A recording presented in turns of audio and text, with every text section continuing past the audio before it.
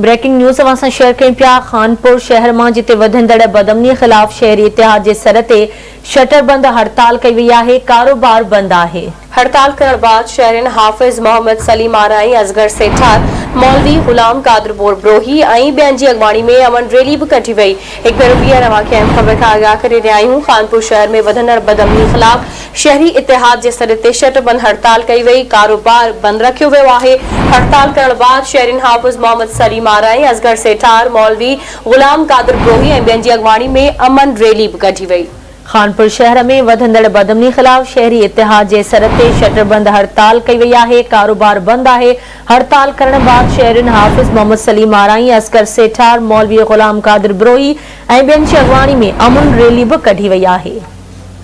तफ़सील मालूम कंदासीं खानपुर मां आवाज़ जे रिपोर्टर अब्दुल मालिक महर खान। जी अब्दुल मालिक, कहिड़ा तफ़सील आहिनि, आगाह कजो।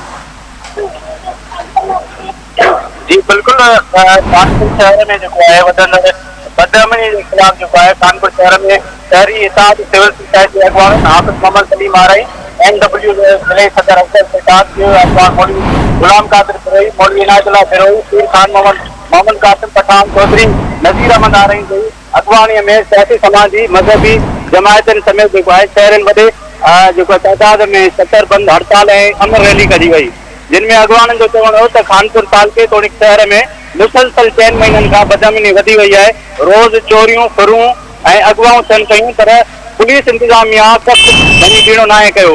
इन्हनि जो चवणु आहे त जेके शहर मां थोरे 12 ॾींहं में जेके ठीक है अब्दुल मालिक, वरी महिरबानी तव्हांजी अपडेट करण लाइ।